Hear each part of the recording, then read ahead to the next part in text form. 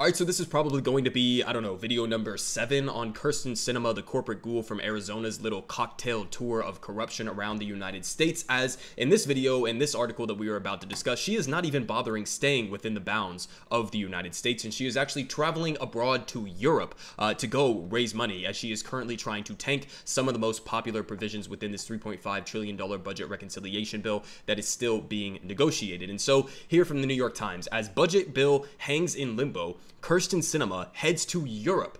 Okay, so her corruption is now growing internationally. Okay, so with the Senate out of session, Ms. Sinema, the Democratic senator from Arizona, has been in Europe on a fundraising trip. So let's go ahead and read some of the details here. So Senator Kyrsten Sinema, the moderate Arizona Democrat who has objected to the size and scope of President Biden's sweeping legislative agenda, has been trailed all over the country by progressive activists seeking to pressure her. They have followed her into a bathroom in Arizona where, as I covered in a previous story, she was actually teaching a course on corruption. She was literally teaching a course where she was confronted by these progressives. She was teaching a course on corruption, on how to raise money from corporate entities, and she has also been confronted on an airplane and even at the Boston Marathon. So she has been rightfully being confronted by angry constituents who are fed up with her corrupt activities. And again, obviously, I'm going to take issue with this framing of her being somehow a moderate, even though she is opposing President Biden, who the media previously called a moderate. She somehow is still a moderate, even though she is opposing the moderate centrist President Joe Biden's agenda.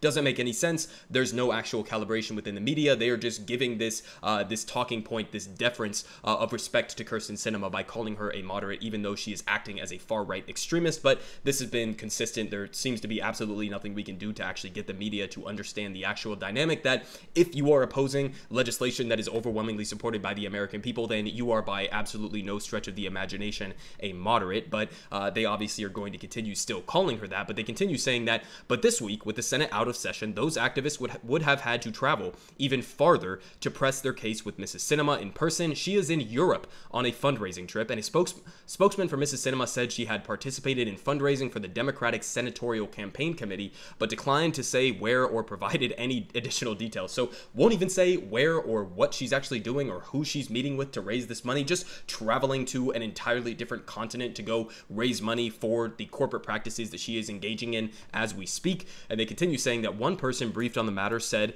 an event had occurred in Paris, and it was not clear where her trip, whether her trip to Europe was at the urging of the party committee. And although political campaign, because this was my first question that I had, was how the fuck is this even legal, right? And they say, although political campaigns and parties cannot raise money from foreign nationals, American citizens living abroad can and regularly do contribute, but this, in my opinion at least, should be illegal as well. Okay, we should not have a situation where in a supposed functioning democracy you have senators who are going out and literally traveling across the entire country, but even across the entire world, trying to raise money from corporate interests. Whether or not they are American is really besides the point. The point is you have corporate entities, you have billionaires, you have the wealthiest people within society basically funneling money into these people's campaigns so that they can go and continue opposing the will of the American people, opposing the will of the constituents that they were elected to actually represent. And it's not even just, you know, this argument that is often put forward of, oh, well, Kyrsten Sinema, she's just representing her moderate voters. No, as we are going to get into some of the polling data here, that is absolutely not true. She is opposing the most popular portions of this bill, including like lowering prescription drug prices, which is supported by over 90% by some polls of her constituents. So she is not just representing her conservative constituents, she's representing these exact corporate interests that are giving her essentially bribes to go oppose those portions of the bill so that they can protect their own profit margin. So that's pretty clear, but again, technically not illegal. So I guess that's the point of all of this, is that you know, if it's not illegal, okay, that doesn't really mean anything, right? It's about what is actually going to contribute to a functioning democracy, and having the ability for politicians to collect contributions like this is obviously not going to be conducive to that effort. But finally, they continue saying that Mrs. Sinema's office declined to say how long that she would be abroad, again being incredibly vague, or what countries she was visiting. Won't even say what fucking countries that she is in, how the trip was being paid for, and whether she was doing any additional fundraising for her own campaign. So giving absolutely no details whatsoever, which has been a consistent trend throughout this entire debate. And her political team had reached out to set up meetings in London and Paris, according to two people familiar with the matter. So listen, again, her corruption knows no bounds. She is literally going outside of the country to try to raise money for her corporate endeavors. But again, this is nothing secret. This is nothing new. We have seen this over the last number of weeks, especially at literally literally as she is going to try to tank this $3.5 trillion bill, which has amazingly popular policy priorities in it. Even as this is literally happening in real time, she is still going and doing all of these corporate fundraisers again.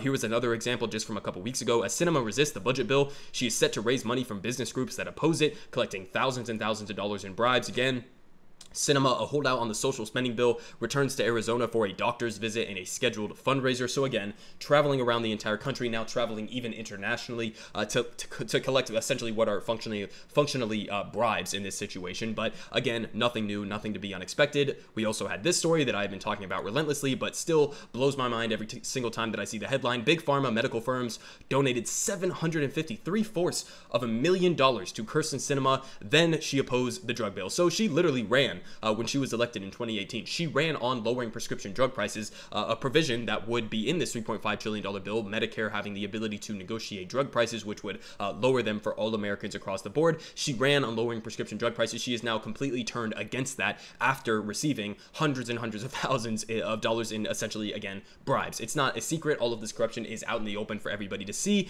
and yet for some reason the media is still calling her a moderate somehow. She's not a moderate. She is an entirely corrupted ghoul who is not representing the will of the American people. But again, hopefully this at least will have some degree of consequence coming in the future, whether it's right now with, I wish Joe Biden would basically be in line with Bernie Sanders and start actually going and calling her corrupt, call her and Joe Manchin and the rest of these corporate Democrats out by name, call them out by name, describe exactly what is happening, and basically say what Bernie Sanders has been saying, which is follow the money, okay? It's not a secret why these people are opposing specific portions of this bill. They are just taking corrupt bribes to oppose those portions of the bill. So come out, say that, make this a public fight. And that's really been my entire main problem with this entire negotiation process, is that we have all of these reports saying we don't know what Kyrsten Sinema really wants. We don't know necessarily even what Joe Manchin necessarily wants, even though it's a lesser degree than Kyrsten Sinema, who has been entirely an enigma. And it's like, okay, well, you're having these backdoor negotiations with Joe Biden apparently in the White House behind closed doors. Well, take that fight public, okay? The only leverage that you have over Kyrsten Sinema is that she's having these conversations behind closed doors and nobody knows what the fuck she wants out of these bills, right? That the only leverage that you would have is applying public pressure, and yet Joe Biden has completely refused to do that up until this point. And so here's the other leverage, right? Progressive groups polling, and this is brand new, suggests deep primary trouble for Kyrsten Sinema. So just a little bit of details on whether or not she could be facing a primary challenge. So the poll from Data for Progress comes with heavy caveats. Obviously, it's a long way away. The 2022 midterms aren't even here yet. Never mind the 2024 election, which is when she's up for re-election. And Arizona's primaries are open to independent voters, meaning the exact makeup of the electorate is hard to nail down, even in the weeks leading up to the election, let alone 3 years in advance. But they say that 70% of prospective 2024 primary voters have a negative opinion of Kyrsten Sinema. 70% have a negative opinion of Kyrsten Sinema, with just 24% expressing a positive view of the first-term senator, and nearly half have a very unfavorable opinion. And for contrast, 85% of primary voters have a favorable opinion of Senator Mark Kelly. So you see this just as a direct comparison. Again, it's not that she's representing her conservative Arizona constituency, right? Because you have a literal direct comparison with Mark Kelly, who does support the $3.5 trillion bill, and his favorability numbers are like an exact swap of what hers are on the opposite end. She has 70% unfavorable negative opinions of her. He has 85% favorable opinions. So it's not a secret, okay? Maybe you have a little bit of leverage there, even though it is 2024 and it's a long way away. Maybe you have a little bit of leverage there, but honestly, with somebody who is as openly ghoulish as Kyrsten Sinema, I'm not even confident that she gives a fuck, right? She might not even care that she would be primaried in 2024. Maybe she's just trying to set herself up to get one of these cushy jobs at one of these big pharma companies. I really don't know what her motivations are, because again, she's been an entire enigma throughout this entire process. So it's just a completely ridiculous situation that we have right now. But again, Kyrsten Sinema showing her ghoulish corporate bona fides basically, and coming out and not only engaging in corruption here domestically, but literally taking her corruption overseas to go raise money to oppose the most popular portions of this $3.5 trillion bill.